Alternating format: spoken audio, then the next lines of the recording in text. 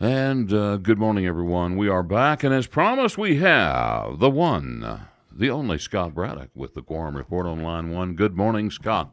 Good morning, Dave. How are you? Well, we're about average here. Okay, all right. Hey, it's Friday. Dave's doing great. Yes. Don't let him lie to you. It's his favorite day of the week. That's true. So he sounds that way. Yeah.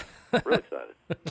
So Scott, I was really worried. There was rumors that something was going to happen on gun control as far as Greg Abbott, the governor, was going to do something. And every time people say you got to do something, it really worries me. But it seems like, well, explain what he actually did. We'll go that direction. But what he actually did was he sort of added to what has already been done when it comes to this sort of idea of if you see something, say something, having to do with reporting suspicious activity. And in this 8-part, he did 8 executive orders yesterday, which honestly, when I read through them, they could have all been rolled into one executive order. Well, that's what I kind of thought. They all seemed very similar. That's right, and and none of them mention guns. Okay, so this is said to be in response to the shootings in Odessa and El Paso. But yeah, this is basically, they came out with, after one of the mass shootings, came out with an app where people could report suspicious activity. And so one of the criticisms to his executive orders was basically that Greg Abbott had said, look, if there's some issue in your neighborhood, there's an app for that. That's the short version of what he did in this executive order. There had been some chatter about, whether the governor might support a red flag law, whether there might be some support from the governor's office for some other things that could be done legislatively. We should be clear here that the governor can't do much that would be enforceable when it comes Thank goodness. When it comes to guns and gun control. That would have to be done legislatively. You remember right after the legislative session there was this debate about what the governor was going to do when it came to the plumbing board, and he issued an executive order on that. Much less controversial issue, of course, but it does highlight the fact that even on something less controversial, the governor couldn't do that much. And so when it comes to this, he would absolutely have to call a special session of the legislature if they were going to do something more, something like what had been rumored by some of these folks, which would be red flag laws, closing gun show loopholes. Well, but wouldn't that come from the feds? The red flag laws? Could a state do that? A state can do that, and of course that would be fought out in the courts, whether or not they could and how far they could go. Yeah.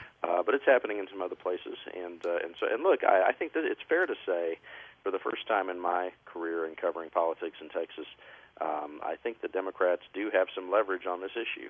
There's a lot of pressure after these 2 shootings in Midland and in El Paso, and there are a lot of folks in the political community, a lot of political professionals who do believe that Senator Cornyn ought to be worried about this from the standpoint of suburban women in the state.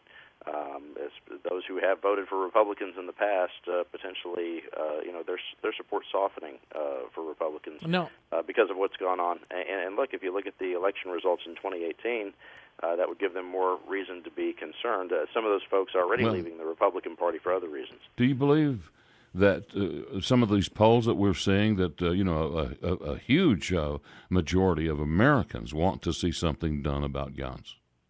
I think that it's probably right, but that's not the way the legislative process works. That people will cry out for something, right after there's a huge headline, about this or that. It's one of the reasons that our state government in Texas only meets in January of odd-numbered years. In other places, they really do file legislation and debate legislation in other states, based on what's going on in the headlines at that time. But around here, it takes an act of the governor, calling the folks back to be that reactive. And this is a governor who's been very reticent to do that. So, Scott, one thing I do want to bring up, though, is both the Democrats and the Republicans have to essentially walk on glass on this issue, because if the Republicans push too far toward the Democrats on this, then they could lose their base. And the Democrats, on the other hand, if they go too far away and do too much, like Beto O'Rourke, I mean, you may lose Texas like that, because Texas is a little more gun-friendly, even on the left side. I mean, I've got friends that are fairly left-wing that still go out and shoot guns. It's not Sure. it's not a clear-cut issue in the state of Texas. It's not. We have a gun culture in Texas, and in other southern states it's true as well, but especially in Texas, that the gun culture is not partisan. When gun debates have broken out at the Texas Capitol for a variety of reasons, it is sometimes Democrats who will go to the microphone in the Texas House and brag about how many guns they have. Only at the Texas Capitol probably do both Democrats and Republicans start out at a gun debate by talking about their appreciation for the Second Amendment and how they don't want to do anything to infringe on anybody's gun rights. I think the debate here, you're right, is at least a little bit different from what would happen in other places, and that's why I think when people get overexcited about maybe the Democrats might take the majority in the Texas House in the next cycle, which I still think is very possible, I don't know that would move the needle on a debate like this as much as some people might think that it would. Yeah. Well, they're calling it the Texodus. Yes, sir.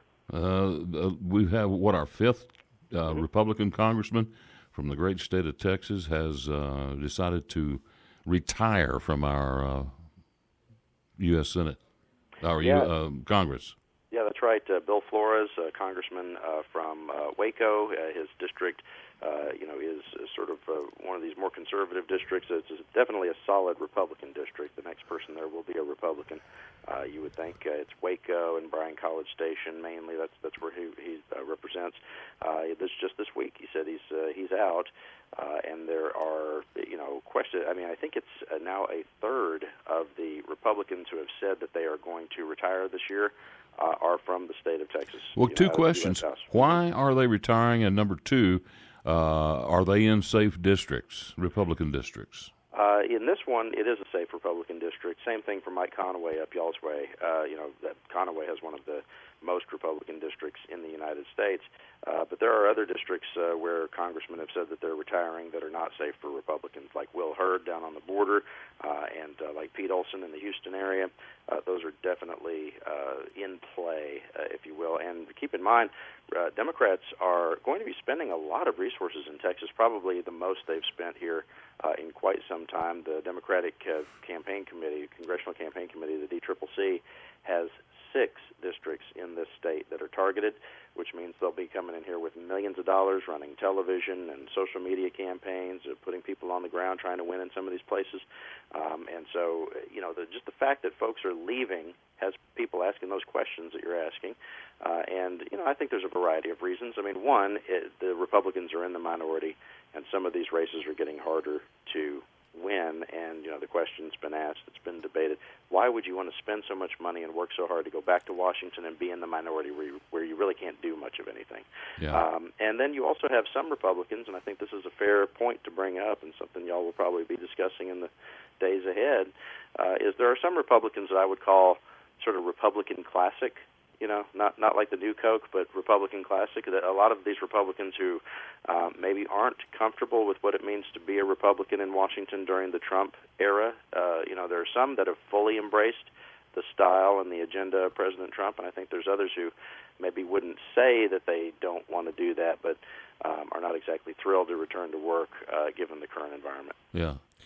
So Scott, I told a joke earlier, and apparently not one person got it. But I said Ted. Let me Cruz, see if it might go right over my head too. I said Ted Cruz is going to show Alyssa Milano who's the boss when they meet. Now. And he shot. might even go commando. But anyway, I got it. Anyway, point being, I'm just wondering, is this just for entertainment value that he's going to meet with her? Because it may be entertaining. It could be entertaining, or it could be very, very boring. I don't know. These are interesting times, aren't they? When U.S. senators and former child stars are getting together to talk about gun control and whatever else. Although I do appreciate the fact that, especially with Senator Cruz, he doesn't seem to be intimidated by any of these Hollywood types.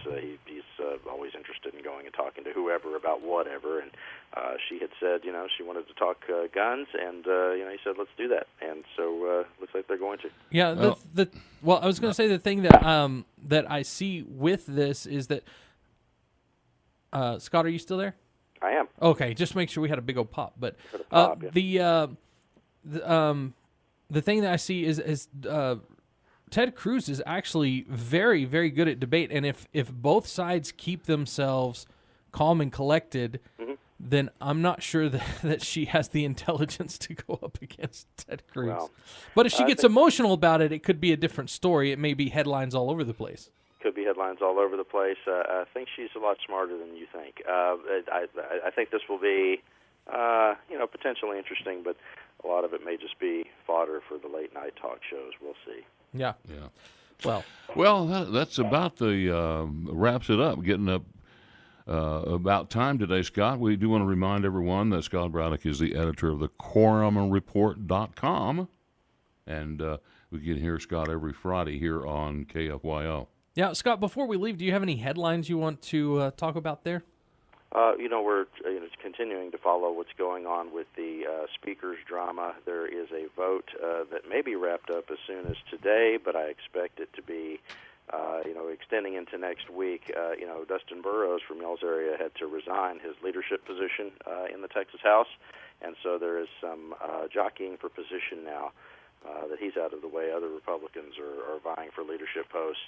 And, it may tell us something about whether or not the Republicans in the House still support Speaker Bonin, given all the drama that we've been talking about with him here on the radio. So we're keeping track of that. You can also sign up for our free emails there at quorumreport.com. We'll let you know what's going on with your state government at quorumreport.com. All right, Scott, There you go. thanks for giving us a call. We'll talk to you next Friday.